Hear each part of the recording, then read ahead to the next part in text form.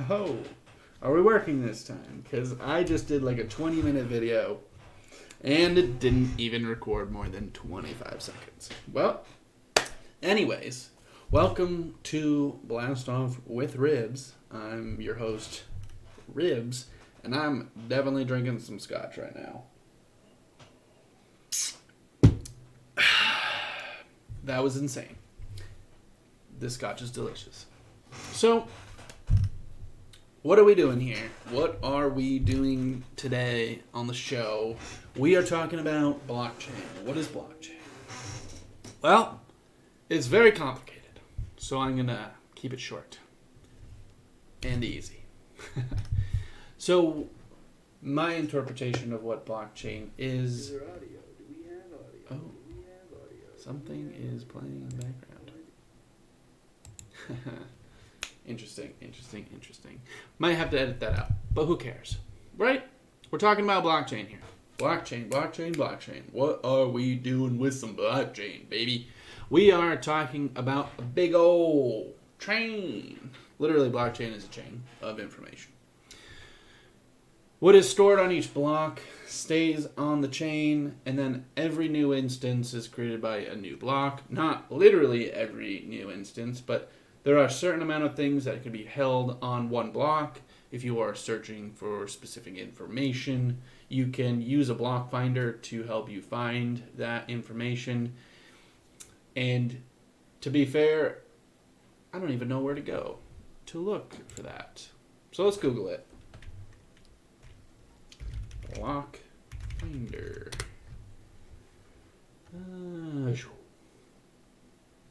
Well,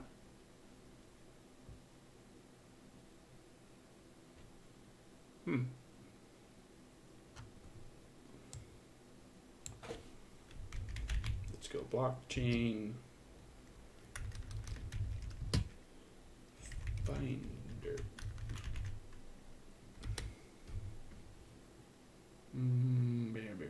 Well, anyways, let's skip that. I'm gonna have to edit that one out. We are still recording. Good. Yep, I'm definitely gonna edit this video for sure. So, what is blockchain? In my opinion, how I interpret it, it is kind of like a library system. Not so much like the Dewey Decimal System, but pretty similar. So, a library, when they get a new book in, what do they have to do? They have to log it. Kind of like on a ledger. And that's essentially what a blockchain is. It's a big old ledger where you can find information, transactions, so on and so forth, whatever may have been stored on the blockchain, whatever its purpose was. It's storing that data and everything that comes along with it. So when it happened, how it happened, where it happened, when did it happen, why did it happen? Maybe not so much the why, but it happened, it's there, it's on the blockchain. So the library, they get in a new book. They either do it by title, by name, by book number. They utilize some kind of Dewey Decimal System to help give the book a place. Now, a library is not exactly how blockchain works, but is essentially the same thing. So when a new chain or link to the blockchain is created, it creates a whole new block, a whole new piece of the chain. And it's forever just kind of moving forward. Ever played the game Snake? A lot of, maybe not so much younger folks, but some of the older folks, every time you grabbed a new little bead or a new little section of that snake, your snake got longer, except blockchain doesn't disappear if you fuck up. It stays there forever. So it's like a literal long chain of information, and it can't be changed. So this is how someone kind of told me, if you were to be able to change a chain on the blockchain, you would need 10 times the computing power. So say like the Earth is one blockchain. If you wanted to change one piece of a blockchain forever, you need 10 times Earth to change that one little bit of information forever. And you would need to continuously make sure that that chain stayed that way. So, as those blocks move forward, so does the essential person or other chain that's changing it. So, in fact, it's pretty impossible. If there's one Earth, you can't have 10 because we barely have anything else. We barely have space at this point. So it'd be near impossible, if not completely impossible, for anybody to change one block on a blockchain. That is the idea. So it is, in fact, pretty much just like a chain link or the chain that you have on your neck or your wrist or whatever. Like, each chain is a new block. Each piece of the chain is a new block that will be created. It stores information, and you utilize a block finder to find that information, and it will be forever stored there on the blockchain. I hope that's enough information for you. If you do want something a little bit more specific, if you do want me to find more information on this, I found that, now granted this might not be a decentralized piece and kind of a little unorthodox to use this, but I found that Investopedia does give a decent overview on what blockchain is and how secure it is. And I know that me telling you that might not be efficient enough. So Investopedia is a good place to start. You can go to bitcoin.org, which is the actual site for Bitcoin, bitcoin.org. It is right up here on the screen. I could leave this in the description below of this video. That way you can look it up yourself, because if you are going to invest in anything, you should do your own research 100% of the time, every time. Facebook is not doing research. That is asking a bunch of idiots if you can have a banana. And I'm allergic to bananas, so don't do it. Do something else. You can utilize their information if you've already done your research to make a decision if you're undecisive about something, but don't believe what comes from Facebook. Goddamn Wall Street bets. I mean, they're doing some good in the world, but whatever. Not for me. Anyways, so blockchain. Bitcoin runs in a blockchain. Bitcoin is essentially the reward for mining the data on the blockchain. What was Bitcoin's purpose? Well, if you find Satoshi Nakamoto, ask him. He could definitely tell you, because no one's ever met the guy, as far as I'm aware. There might have been somebody who knows who he really is. Please tell us. I'm curious. But yeah, do your own research when doing any of this stuff. It is ideal for your own financial safety. And I am not a financial advisor. Everything that I do on this channel is strictly for entertainment purposes. Trading Bitcoin can be extremely risky, so like I said before, do your own research before putting your money into anything. It is pertinent. It is the best thing you could do. That way, if you lose your money, you don't blame somebody else.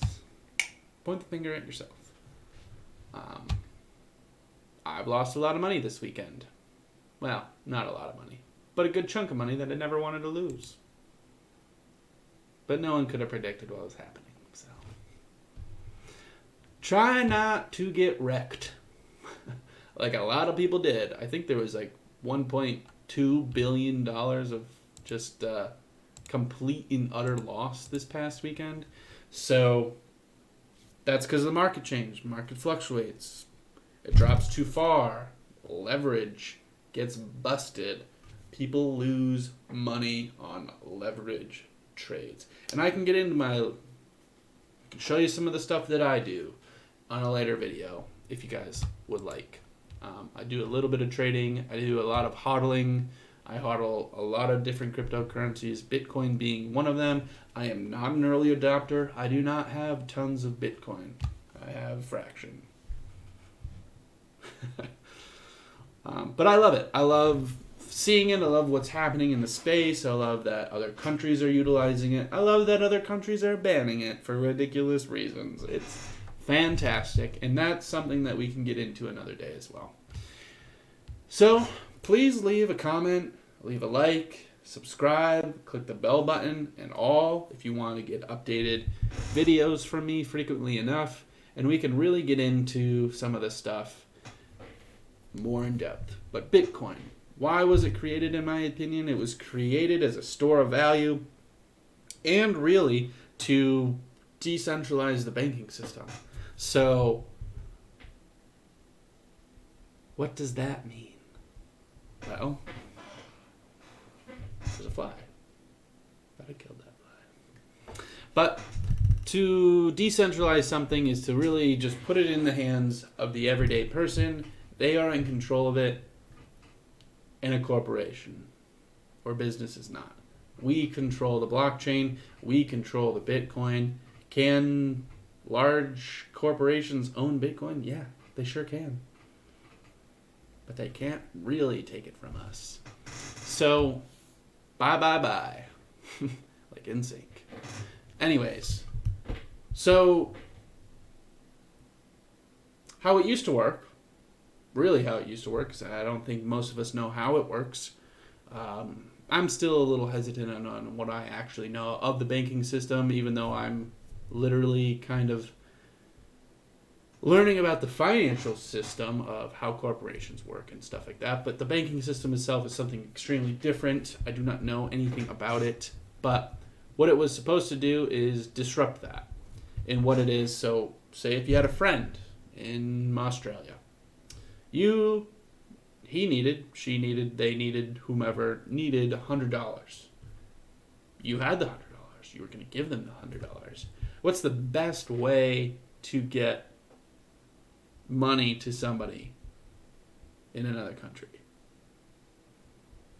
Well, at one point it was Bankwire. Now we have Venmo and PayPal, and it makes it a lot easier. But Bitcoin was created to make the transaction cheaper. And so Venmo sometimes charges a fee, PayPal charges a fee, banking systems charge fees, and, well, Bitcoin doesn't really. They charge an extremely small fraction. So you need to send your buddy $100 through a traditional banking system. It could take a day. It could take 2 days. It could take a week. It could take, I believe, 9 days at the most. Don't quote me on that one. But Bitcoin, it could take 10 minutes to 30 minutes, anywhere in that range. Sometimes it takes a little bit longer, depending upon where it's coming from. As some of you in the space may know, that sometimes it does take a little bit longer. But essentially, you can get it within 10 minutes to 30 minutes, on average. So, and have it be usable. So like if you send Venmo, you can't necessarily utilize that money yet. You have to then transfer it to a bank, which takes another 24 hours. 1 to 3 business days, I think, and that's if you're doing it for free. Without them taking any of the money. So this transaction can happen within 10 to 30 minutes, whereas a regular bank transaction could take more than 24 hours. See the disruption there? The fees are generally extremely tiny with Bitcoin. They could receive the full $100 while they're taking a very tiny fraction, like fractions of pennies, every time you send that $100. So the more you send, sure, the more that they'll make off that transaction, but you're going to really never see that difference. It's going to be 99.99999999999999999. That's how much money they'll get. So they won't be seeing none of the money or less of the money as much as Bitcoin, because Bitcoin will charge a lot less and it'll be a lot faster. And you can utilize Bitcoin quicker. And that's the idea. So once it becomes more fully adopted, it will be a better store of value. Like in some cases, you can go to a Bitcoin ATM. They exist. see what we can find.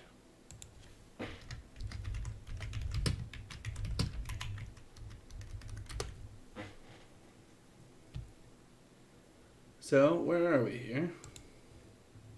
This is near San Francisco. Bitcoin ATMs are all over San Francisco. Well, that's not San Francisco. This is where?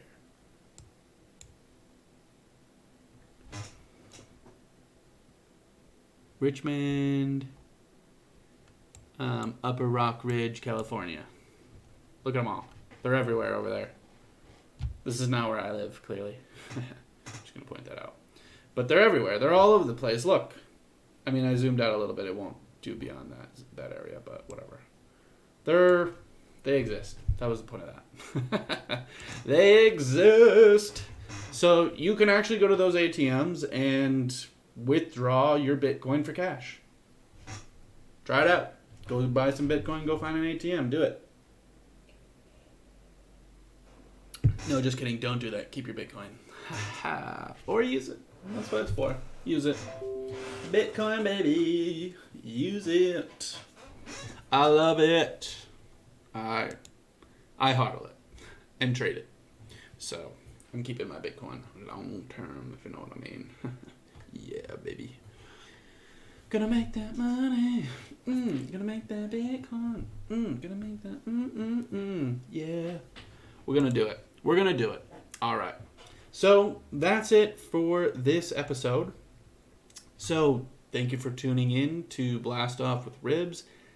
Let's blast off together on another project next time around, and I will see you at a later time. Stay safe out there, everybody.